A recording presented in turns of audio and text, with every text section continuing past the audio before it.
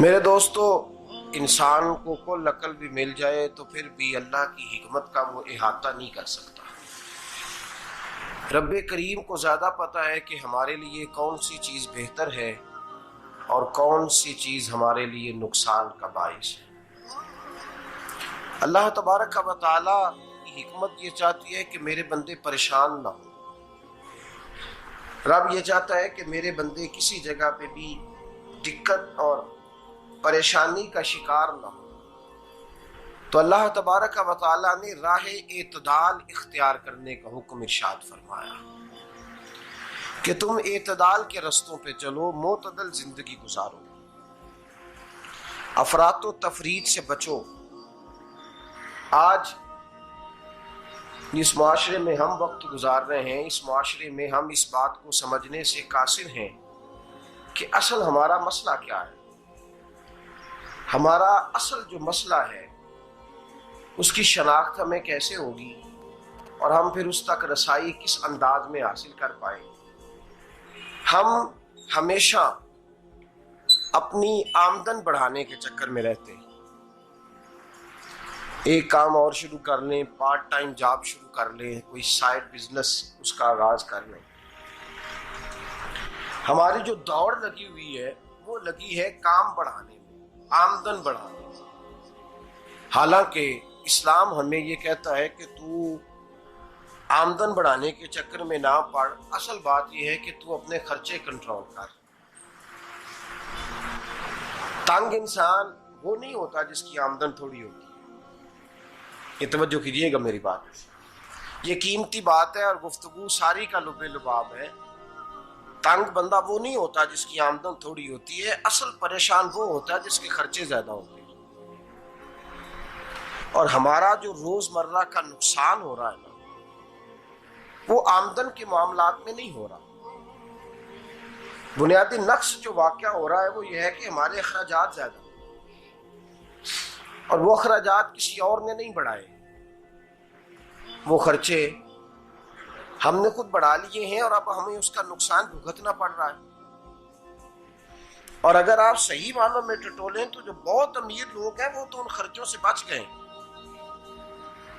میں نے بہت سارے ایسے ختمات میں شرکت کی ہے، میں بہت ساری ایسی جگہوں پہ گیا ہوں کہ جہاں لوگوں نے بڑا مختصر سا ختم دلایا ہے تو ہو گیا ہے ختم۔ ختم کے معاملے میں کب کسی نے پابندی لگائی ہے کہ اس میں 200 آدمی شریک ہوگا تو تب یہ سال ثواب صحیح ہو سکے گا؟ کون کہتا ہے؟ یا شادی کے موقع پر اگر سارے بہن بھائیوں کو نہ بلایا گیا تو میری شادی پایہ تکمیل تک نہیں پہنچے گی، اس میں برکت نہیں ہوگی، یہ کس نے فتویٰ دیا ہے؟ معتدل زندگی کا اسلام حکم دیتا ہے۔ میں پڑھ رہا تھا کہ ایک بہت بڑا صدر ہے، غالباً سوڈان کے صدر کی بات ہو رہی تھی، تو اپنے بیٹے کی بارات لے کے گیا تو 4 لوگ گئے ہیں بارات، اور 15 لوگوں کا اس نے اہتمام کیا اپنے گھر میں کھانا کھانے کا، تو کیا شادی ہو گئی کہ رک گئی؟ تو بھئی راگ الاپنا اس بات کا کہ بڑی پریشانی ہے، کوئی سائیڈ بزنس شروع کیا جائے فلان جگہ فلان جگہ فلان جگہ، تو اصل معاملہ یہ ہے کہ پہلے ایک بندہ کماتا ہے تو پھر بھی گھر ہی چلتا ہے، پھر بڑا بیٹا ساتھ شامل ہوتا ہے تو پھر بھی گھر ہی چلتا ہے، پھر منجلا بیٹا شامل ہوتا ہے تو پھر بھی گھر ہی چلتا ہے۔ جو رونا دادا جی رویا کرتے تھے کہ بڑی مصیبت ہے، بڑی مشکل ہے، گاؤں میں رہ اکیلے ہوتے تھے اور وہ 5 بچوں کو اور 4 بچیوں کو وہ پالتے تھے، تو جو وہاں پریشانی تھی وہی آج پریشانی شہر میں آ کر پڑھ لکھ کر موٹی تنخواہ لے کر وہی پریشانی ہمیں ہے۔ تو میں جس نتیجے پہ پہنچا ہوں اس کو پڑھ کے، قرآن مجید کی چند آیات کو دیکھ کر اور اس مفہوم کی جو حدیثیں کتب احادیث میں پائی جاتی ہیں اور ہمارے بزرگوں نے ہمیں جو مزاج اس حوالے سے دیا ہے، میں اس نتیجے پہ پہنچا ہوں کہ مسئلہ آمدن کا نہیں، مسئلہ خرچے کا ہے۔ ہمارے خرچے بنیادی طور پر زیادہ، اور اگر پھر ہم زیادہ بوجھ خواتین پہ ڈالتے ہیں کہ وہ مطالبے زیادہ کرتی ہیں، اور اگر آپ مجھ سے پوچھیں تو خواتین کی بھی اگر کسی جگہ کوئی عادت خراب ہوتی ہے تو اس میں اصل کردار اس کا ہوتا ہے جو وہ عادت خراب تو کیوں اپنے گلے سے اتار کے آپ کسی کے گلے میں بات ڈالنے کے چکر میں ہیں؟ وہ خواتین کی طبیعت نہیں ایسی ہے. اصل بات یہ ہے کہ ہم نے عادت ڈالی ہے، ہم نے یہ مزاج ان کو دیا ہے تو ان کا بنا ہے، نہ کیسے بن سکتا. تو اعتدال جب تک زندگی میں نہیں ہوتا، پانی پیاس بجھاتا ہے لیکن ایک گلاس ہی ہو تو پیاس بجھاتا ہے، بالٹی کو منہ کو لگائے گا تو کپڑے بھگو دے گا اس کے. حالانکہ پانی بری چیز کا نام نعمت ہے نا بہت بڑی اللہ کی، لیکن پیالے میں ہی اچھا لگتا ہے. کوئی مٹکا منہ کو لگائے گا تو تانگ ہوگا، پیالہ ہی بہتر ہے اس کے لیے.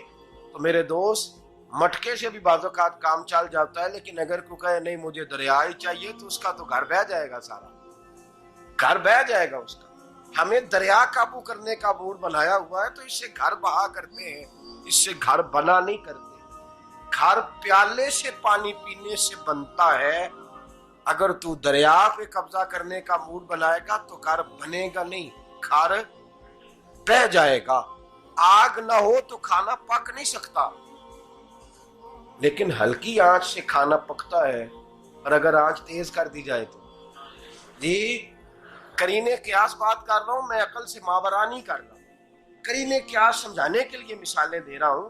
ہلکی آنچ پہ کھانا پک جاتا ہے اور آگ تیز ہو تو کھانا جل جاتا ہے. تو کھانا اتنی دیر کھانے کے قابل رہتا ہے جب تک وہ ہلکی آنچ پہ پکتا ہے. تو جتنی مرضی تو کہتا ہے نہیں میرا گزارے نہیں، آگ تیز ہونی چاہیے، تو میاں جل جائے گا، جل جائے گا. ہوا نہ ملے تو سانس نہیں آتی، ٹھیک ہے؟ آکسیجن نہ ہو تو سانس ہے، ہوا نہ چلے تو گزارا نہیں ہوتا. لیکن اگر تیز جلے نا، اگر تیز جلے تو تیز چلے تو آندھی اور طوفان بن جائے تو چھتیں گرا دیتی ہے، جانیں لے لیتی ہے. ہم ہیں طوفان کے چکر میں، ہم ہیں دریا کے چکر میں، ہم ہیں بڑے لاؤ کے چکر میں. تو میاں ہلکی آنچ ہی اچھی ہے، یاد رکھ. اور ایک گلاس پانی کا اعتدال سے ملتا رہے تو وہی ملتا رہے، ضرورت کے وقت وہی بہتر ہے. تو پورے دریا پہ قبضہ کرنے کا پروگرام نہ بنا، تانگ ہو جائے گا. اور میرے عزیز یاد رکھ، ہوا سانس لینے کے مطابق ملے تو وہی اچھی ہے، جو سانس بند کرنے پہ آ جائے وہ ہوا اچھی. ہم نے چکر چلا لیا ہے کہ زیادہ پیسہ، راتوں رات پیسہ، لمبا پیسہ، یہ پلاٹ بھی میرا، وہ پلاٹ بھی میرا، گجرانوالا بھی، گجرات بھی، لالا موسیٰ کھاری اور پنڈی تک جہاں میں جاؤں میرے نام کی تختیاں لگی ہوئی ہونی چاہیے. اسلام منع